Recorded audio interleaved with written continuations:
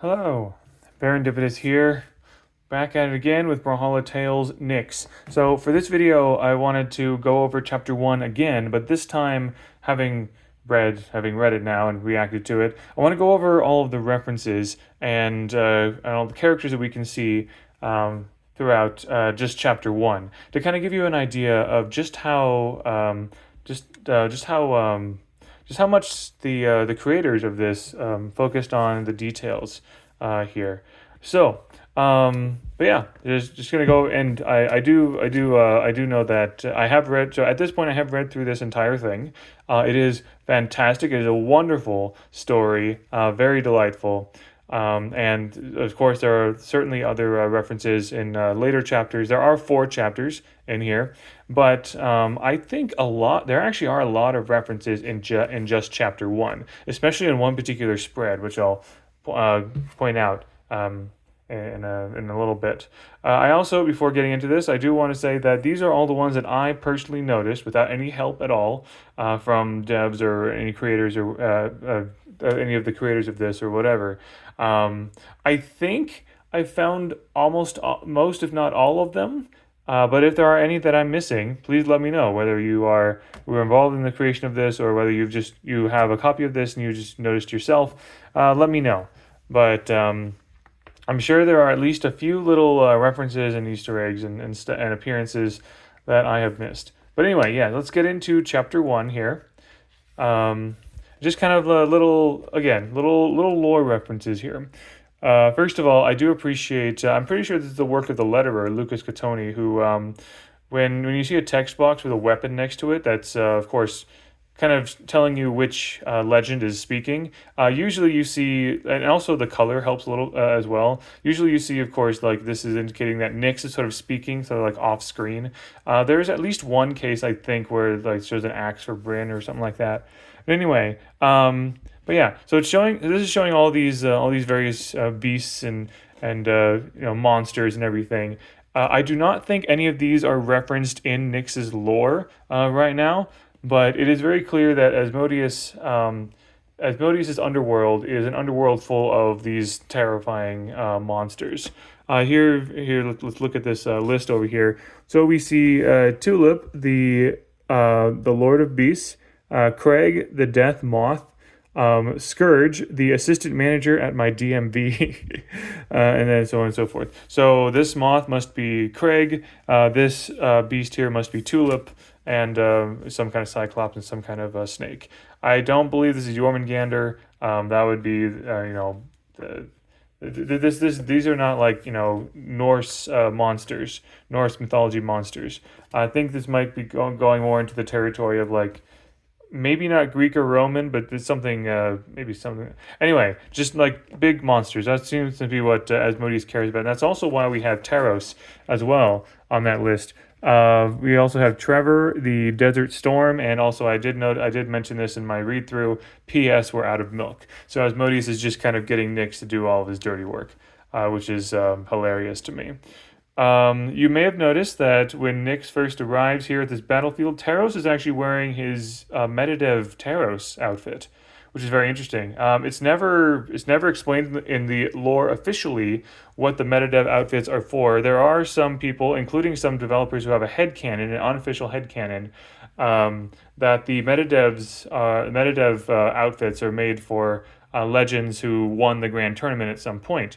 But here we see this is Teros before he got to Valhalla. So perhaps you can also consider that the Medivh outfits could also be like, legend at the height of their ability, but they also all look very similar, whatever. I don't know if there's too much that we need to read into this. It's just kind of, a cool little Easter egg. I do also want to point out that this is a really good example of the artist R.J. Jost and everyone else involved with the comic, basically putting Brawlhalla moves and signatures and mechanics into the narrative. This is very obviously Teros's axe downsig, and this is not the only example in the comic of of seeing this happen. I'm you know you can look at a panel and say, oh, that looks a lot like this signature for this legend or whatever. I think that also kind of informs some of the lighter attacks as well. For example, this kick here, I can imagine one of the versions of Scythe Sidelight involves like a kick to the face or a kick to the torso, essentially, kind of like kicking them like up in the air. So I just think that's really cool. This horse, this Galaxy Pegasus thing, the horse is named Midnight, and we first saw this horse in the game for Aurora Bryn, the Bryn's epic skin from Battle Pass Season 3, the Jotun Winter Norse Norse myth battle pass. But yeah, Aurora Bryn, her signatures have Midnight in them. So, and I think it's really cool they just kind of made Midnight just Bryn's steed in general. I should also point out that this, I do know for a fact that this graphic novel is considered canon. I have a tweet bookmarked by a reply on Twitter, bookmarked. It was made by Matt Woomer himself, one of the writers, and he said this is indeed canon. And as far as I can tell, yes, this story does indeed fit the canon of Brawlhalla.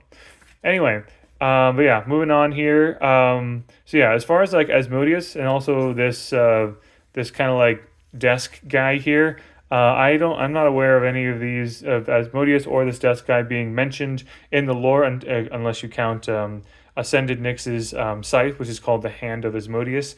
Referencing this comic. But yeah, I think this is just kind of there's lots of fiction that kind of depict someone being like the front desk agent for some deity or some afterlife or something like that. And so I think this is just kind of maybe like a generic front desk agent kind of thing.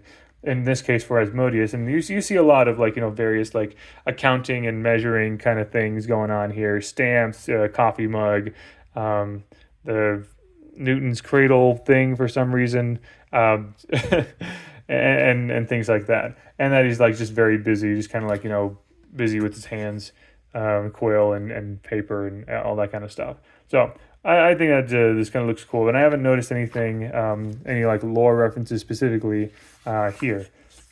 This page, this beautiful page right here.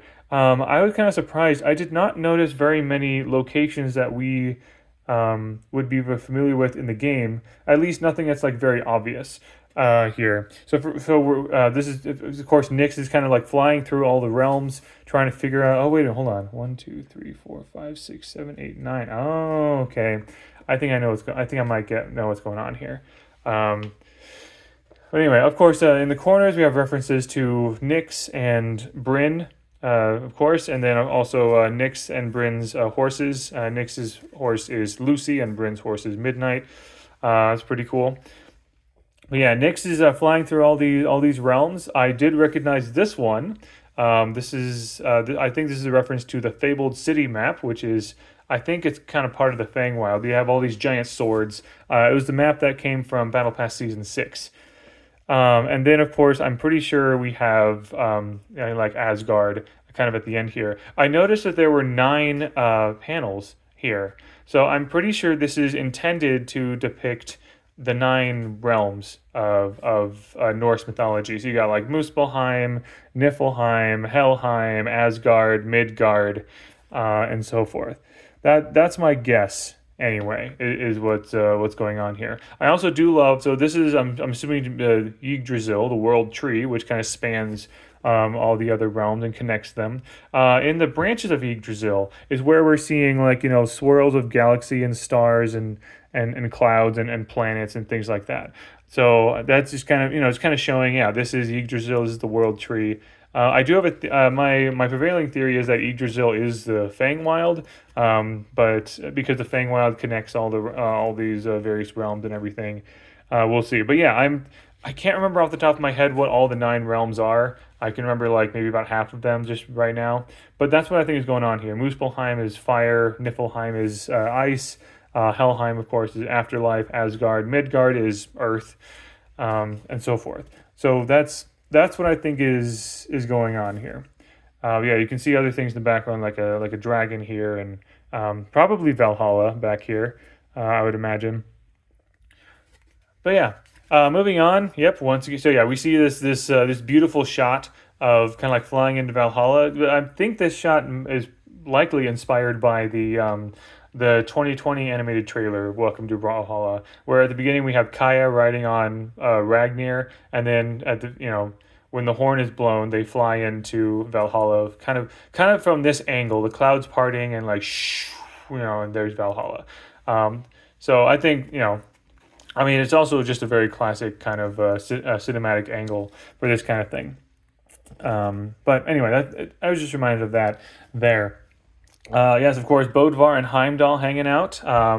This very much it makes a lot of sense because Bodvar, in his lore, it says that he barged past Heimdall to get into Valhalla because Bodvar was afraid he would never get to Valhalla because he never lost a battle. But I'm assuming that now that Bodvar is like in Valhalla and he and Heimdall seem to be best buds now. Especially you can kind of see right here Heimdall, and the little post-it note says and Bodvar or Bodvar. You have the little umlaut there above the O. And of course, I just love this depiction of Heimdall here. The text box again, Lucas Catoni probably doing the lettering and text boxes and things like that. But Heimdall speaking very officially, but also that's a pretty important business. I just love the art of this. It is simultaneously epic and cool while also just being silly, which is just that's what Brawlhalla is all about, right? Anyway. Well, yeah, and also you may remember in Bodvar's lore, one of the quotes in there is Bodvar saying to Heimdall, "Listen, you nine-mothered bridge troll, I'm going in. The first drink of meat first ale I'm drinking is the one in your fist," or something like that. I may have butchered it a little bit, but there you go. Yeah. So yeah, after going through, okay, here we go. This is the big one. This is the big spread right here. This has references galore, and I'm pretty sure this is this is our introduction to Valhalla officially. So it makes a lot of sense. So I'm going to do my very best to point out all the ones that I've found. Okay, so of course most of the references are legends, right? There's tons of legend and references to legend in here. I'm just going to try to go left to right and point out all the ones I can find, okay? So obviously we have Jiro and Zariel just chatting. Down here we have Dander, Azos cat, and Butterscotch, Fate's cat. So that is adorable. I'm so happy that they're both here. Let's see here. So we have a couple people here, but I'm pretty sure they're just like other Valkyrie. So you can kind of see, because before, generally the only Valkyrie we've ever really seen in Brawlhalla is Brynn, so now we can kind of see how how other Valkyries look, they various hairstyles and everything like that. You can tell they're Valkyries because I can tell they're Valkyries because they have had the very same outfit that Brynn does. So it seems like a standard, you got like breastplate and skirt and wings and the wing helm or like headband thing as well. So yeah, Nyx is here, and we actually see a couple other legends. We have Jala and Jaeun right here, right?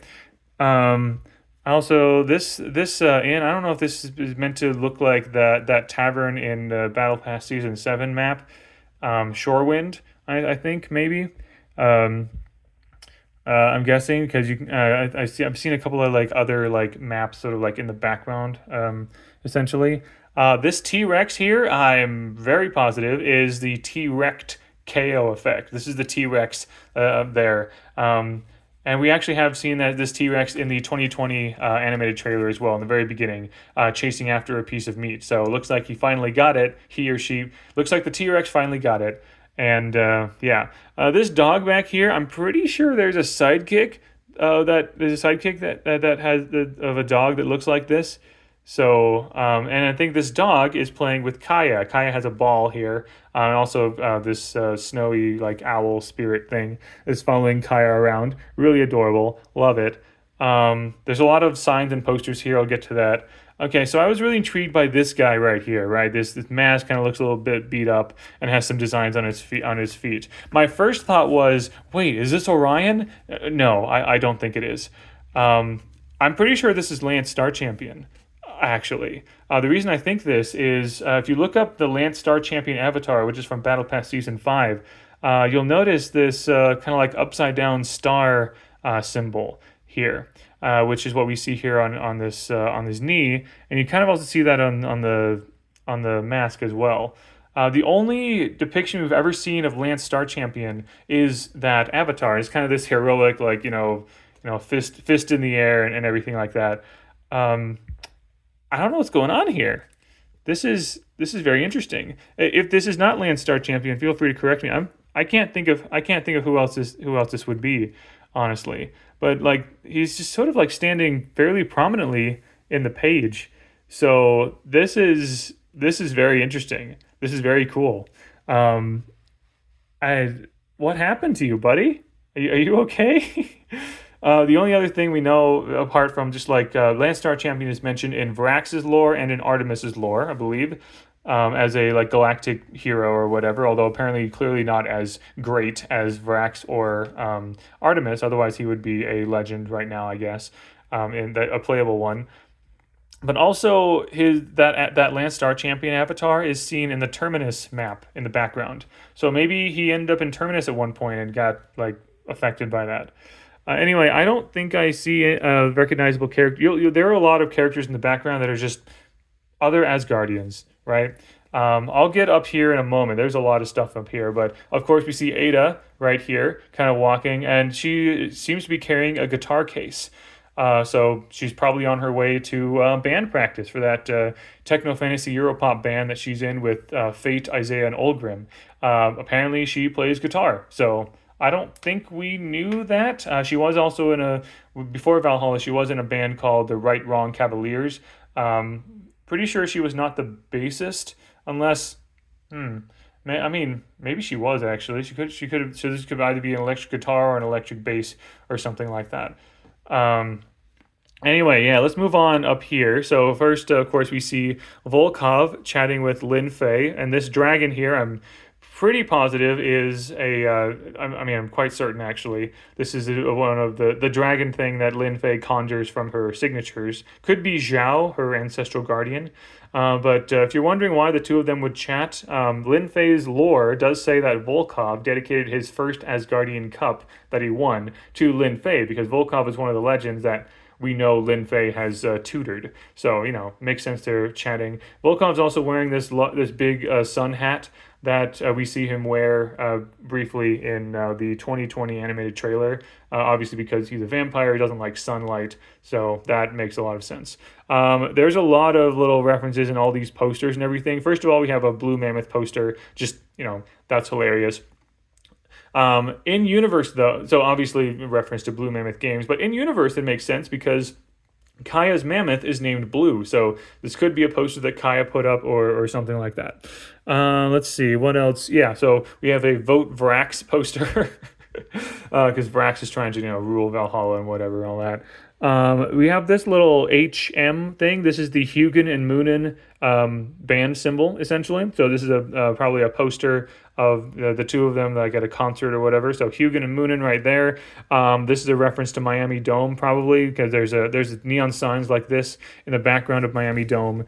We also got up here, which I think is also connected, kind of like this ramen challenge, essentially. And I'm pretty sure that's Zol with all these bowls of ramen. Basically like ramen eating contest, and he sold it. He made the place get sold out, basically. Up here we have Thea with some merch. It is confirmed that she has some. She sells her own brand of merch, Eternal Sports.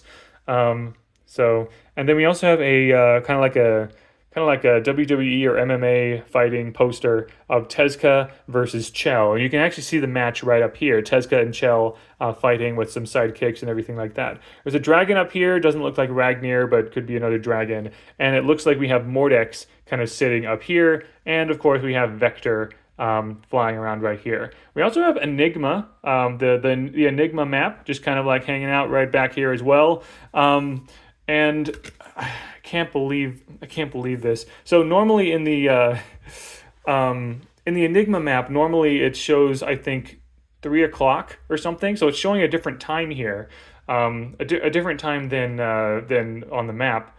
So I'm like, okay, what's going on here? What time is this? It's 4:20. It's this is 4:20, guys. SMH. Good job. Oh man. Well played. And then I believe this is the Great Hall back here with the tree Yggdrasil, and this is the design of Great Hall out here. I'm pretty sure those are all of the references I could find on this page spread. If I've missed any, let me know. There's some fairies here. I don't know if that's just a reference to Fangwild or something like that. I'm not sure. But yeah, this page spread, I love it. It is our introduction to Valhalla. It is a beautiful page spread here as Nyx is kind of traveling through trying to find Teros, and trying to find her mark. And there you go. I hope you can like sort of appreciate all the little details, even down to the tiniest little posters as well. So again, the main artist is R.J. Jost. I'm pretty sure now, even though of course there is the colorist and the letterer, I'm pretty sure R.J. is the main person to credit for a lot of the art and detail and the artistic details here. Possibly, Matt Woomer might have also had a hand in, because RJ and Matt are both the writers of this. But yeah, this just all comes together beautifully and wonderfully. Anyway, we haven't finished chapter 1 yet, so let's move on here. Okay, so here we get to a tavern called the Fight Cloud. Never heard this before, so I guess there's a tavern called Fight Cloud. It sounds like Fight Club in a way, so I wasn't sure if this is a reference to something, and then I realized I'm pretty sure the Fight Cloud is a reference to the first Brawlhalla logo. So before the current Brawlhalla logo, and even before the previous one, the first one was like this, like cartoonish, like Fight Cloud, like what you see with with multiverses or other cartoons, where a bunch of people a bunch of fists flying and like a bomb flying out and weapons sticking out and everything like that. That was the Brawlhalla logo. So I think that's what that's meant to reference, the Fight Cloud. Essentially. And you know what? It's a really good name for a tavern, because later on we do have a bar fight. We see a couple of steeds here. First of all, we have Midnight here, Bryn's horse. Lucy's hanging out, of course. We have a little UFO here, a little UFO spaceship here. So I guess Vrax is hanging out here, probably. Now for this, I'm not entirely sure what this is. This is probably Reno's space bike, essentially, because it looks kind of a little bit space western to me, and we do see Reno in the tavern later in this scene. As far as these other posters, I don't know if I noticed very much. This kind of looks like Cassidy a little bit, but that's kind of all I noticed.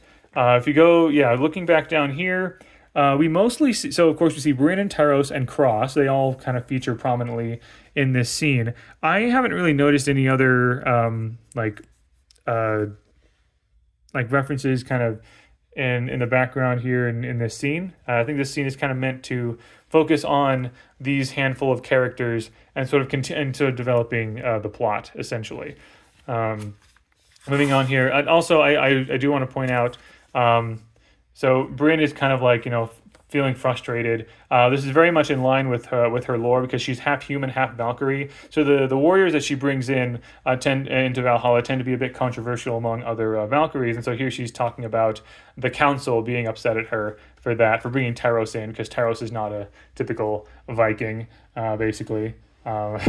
And she also talks about, then there's my dad, who is Sir Roland, by the way. So I can imagine Sir Roland would be a handful. Also, I did point this out when I in my first reactions, but yeah, got the Cross's demon friend back here. You can tell by the horn and the mouth and all that. Really, really cool way to depict this. That is so cool. That demon's basically literally in his shadow, kind of murmuring in his ear. Moving on here. Yeah, so we see that the bartender here is one of the sidekicks. I forgot the sidekick's name. But yeah, this one, this little hooded Reaper kind of figure. I love that we have Reno here. I'm not sure. Reno has a very fancy like flower cup or something. Probably just a reference that he's an insect essentially.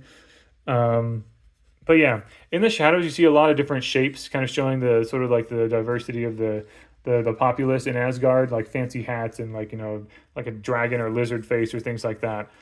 Um, then, yep, of course we see, yeah, we see Val here, Vrax, and I laughed out loud when I saw this. This is Azoth like, yeah, sure, I'll partner with you for the 2v2 tournament, and then he just disappears because Azoth's problem is that he gets summoned, he gets resummoned all the time by his cult followers on Earth, and so he just kind of disappears. And this is just absolutely hilarious to me. Sure, I would be happy to. It's beautiful. It's fantastic. Anyway, yeah, the sidekick again, of course.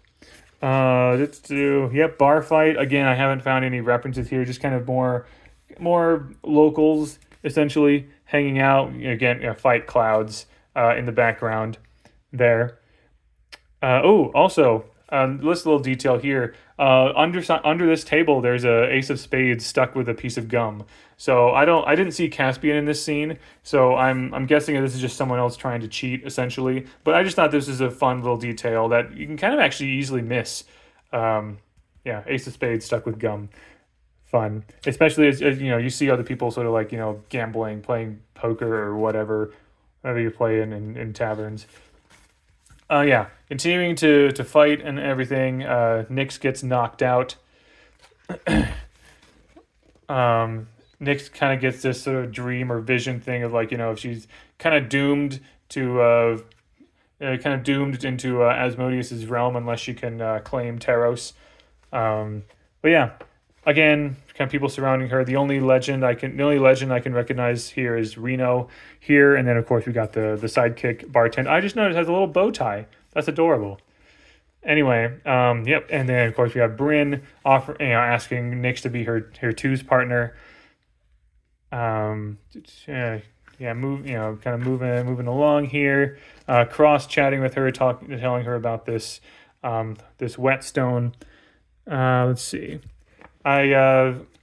Not sure how much of a reference this is, but we got the sword here, and also these balloons that look like, I think they're meant to look like the bombs in Brawlhalla.